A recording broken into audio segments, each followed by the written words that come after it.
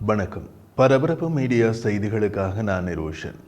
IDF போர் விமானங்கள் ஏமனில் உள்ள ஹொரைனா துறைமுக பகுதியில் ஹவுதி ராணுவ இலக்குகளை தாக்கியதை IDF உறுதிப்படுத்தியது.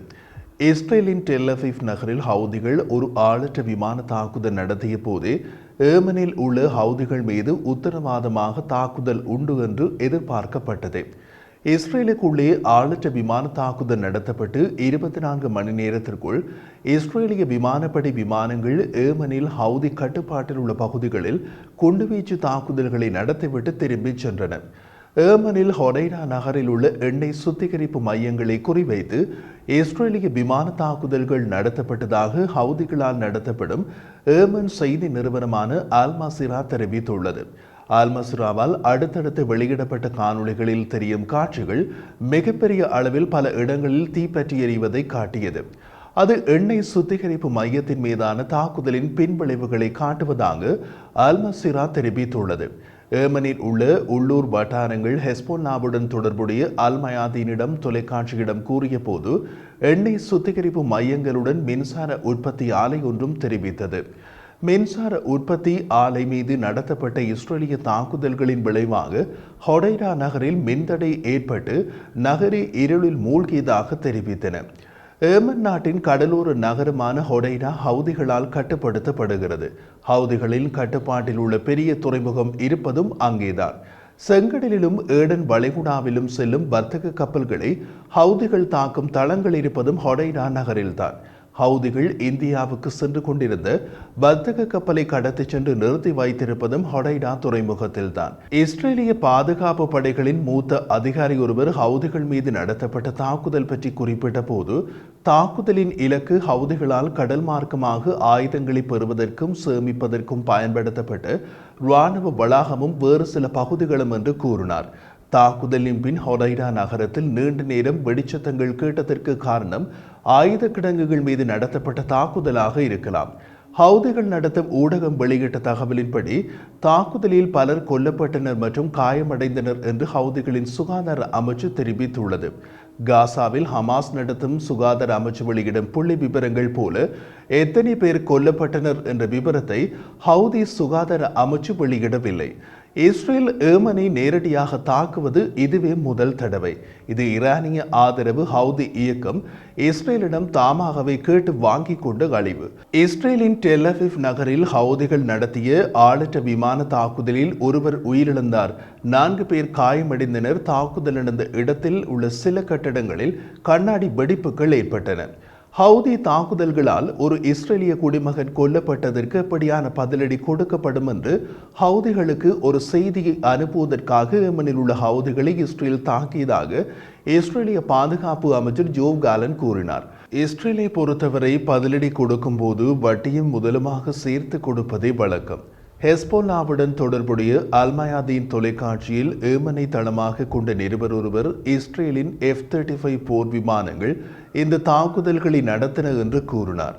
அல் மயாதீன் வெளியிட்ட தகவலில் ஹவுதியின் அரசியல் பணியகத்தின் உறுப்பினரான முகமது அல் புகைதி, இஸ்ரேலிய சியோனிச அரசு ஏமனில் ஹவுதி கட்டுப்பாட்டில் உள்ள சிவிலியன் வசதியை இலக்காக கொண்டு நடத்திய தாக்குதல்களுக்கான விலையை கொடுக்க வேண்டியிருக்கும் என்றார். இஸ்ரேலில் சிவிலியன் ஒருவரின் மரணத்திற்கான மிகப்பெரிய விலையை ஏமன் கொடுத்துள்ளது என்பதுதான் இதுவரை நடந்துள்ளது. ஹவுதியின் அரசியல் பணியகத்தின் உறுப்பினரான முகமது அல் புகைதி மேலும் கூறிய போது, இந்த தாக்குதலின் விரிவாகத்தை நாங்கள் சந்திப்போம் என்றும் குறிப்பிட்டார். அப்படியானால் பதிலடிக்கு பதிலடி, அதற்கும் பதிலடி என்று இஸ்ரேல் மற்றும் ஒரு போர்க்களத்தை ஏமனில் திறக்க வாய்ப்பு உள்ளது. இஸ்ரேலின் டெல் அவீவ் நகரம் மீது ஹவுதி நடத்திய ஆளற்ற விமான தாக்குதல் பற்றி நாம் பரபரப்பு மீடியா யூடியூப் சேனலில் வெளியிட்ட காணொளியில் ஒரு வெளிப்படையான கொள்கையில் இஸ்ரேல் இதுவரை ஹவுதி தாக்குதல்கள் எதற்கும் பதிலடி கொடுக்கவில்லை. காரணம், இதுவரை ஹவுதியின் எந்த ஒரு தாக்குதலுக்கும் இஸ்ரேலுக்குள் உயிரிழப்பையோ சேதத்தையோ ஏற்படவில்லை. இப்போது முதல் தடவையாக இஸ்ரேலுக்குள் ஒரு உயிரிழப்பையும் சேதத்தையும் ஹவுதி தாக்குதல் ஏற்படுத்தி உள்ளது. இதற்கு இஸ்ரேல் எப்படி பதிலடி கொடுக்கும் என்பது விரைவில் தெரிந்துவிடும் என்று குறிப்பிட்டிருந்தோம். அந்த பதிலடி தான் இப்போது கொடுக்கப்பட்டுள்ளது. இந்த தாக்குதல் நடத்தப்பட்ட போது முதலில் ஹவுதிகளுக்கு தம் மீது தாக்குதல் நடத்தியது யார் என்ற குழப்பம் ஏற்பட்டதாக தெரிகிறது. ஹவுதிகளின் அல்மாசினா டிவியின் ஆரம்ப அறிக்கைகள் முதலில் அமெரிக்க மற்றும் பிரிட்டிஷ் விமானங்களால் தாக்குதல்கள் நடத்தப்பட்டதாக கூறியது. அதன் பின்னரே ஏமன் செய்தி அமைப்பு அதிகாரப்பூர்வ ஆதாரத்தை மேற்கோள் காட்டி இஸ்ரேலிய எதிரியின் தாக்குதல்கள் தான் ஹொடைடா நகரின் எரிசக்தி உள்கட்டமைப்பு மற்றும் எரிபொருள் சேமிப்பு மையங்களை குறிவைத்ததாக கூறியது. ஒரு மூத்த அமெரிக்க அதிகாரியை மேற்கோள் காட்டிய இஸ்ரேலிய ஊடகவியலாளர் பராக் ரவிட்டின் கூற்றுப்படி இந்த தாக்குதல் முற்றுமுழுதாக இஸ்ரேலால் நடத்தப்பட்டது. அமெரிக்கா தொடர்புபடாமல் இந்த நடவடிக்கையை இஸ்ரேல் தனியாக நடத்தியதாக கூறினார். ஏமனில் தாக்குதல் நடத்துவதற்கான செயல்பாட்டு திட்டங்களை அங்கீகரிப்பது குறித்த விவாதங்கள் நேற்று சனிக்கிழமை காலை இஸ்ரேலிய பாதுகாப்பு அமைச்சர் ஜோவ் காலன் தலைமையில் ஐடிஎஃப்பின் தலைமை அதிகாரி ஹெர்சி ஹெலேவி மற்றும் பிற மூத்த பாதுகாப்பு அதிகாரிகளுடன் நடைபெற்றதாக இஸ்ரேலின் பாதுகாப்பு அமைச்சு தெரிவித்துள்ளது. சனிக்கிழமை நடைபெற்ற அமைச்சரவை கூட்டத்தின் போது ஏமனில் தாக்குதலுக்கான இறுதி முடிவு எடுக்கப்பட்டதாக தெரிவிக்கப்படுகிறது. இஸ்ரேலிய பாதுகாப்பு அமைச்சர் ஜோவ் காலன் ஏமனில் ஹொடைடா நகரில் தற்போது எரிந்து கொண்டிருக்கும் தீ மத்திய கிழக்கு முழுவதிலும் உள்ள ஈரானிய தொடர்பு இயக்கங்களுக்கு திடுக்கிட வைக்கும் இஸ்ரேலிய பதிலடியாக காணப்படுகிறது. அத்துடன் இந்த தாக்குதலின் முக்கியத்துவம் தெளிவாக உள்ளது என்று தெரிவித்துள்ளார். அவர் மேலும் தெரிவித்த போது ஹவுதிகள் 200 முறை இஸ்ரேலை நோக்கி ஆளற்ற விமானங்களையும் ஏவுகணைகளையும் ஏவினார்கள். அவை அனைத்துமே எந்த சேதத்தையும் ஏற்படுத்தாத தாக்குதல்கள். முதன்முறையாக அவர்கள் ஒரு இஸ்ரேலிய குடிமகனுக்கு தீங்கு செய்த போது நாங்கள் அவர்களை தாக்கினோம். தேவைப்படக்கூடிய எந்த இடத்திலும் இதை செய்வோம் என்று கூறினார். நேற்று சனிக்கிழமை இஸ்ரேலிய அதிகாரிகள் வைனெட் ஊடகத்திடம் பேசிய போது ஹவுதிகள் ஈரானிய ஆளற்ற விமானத்தை பயன்படுத்தி இஸ்ரேலிய பிரஜை ஒருவரை கொன்றதற்கு பதிலடி இருக்கும்.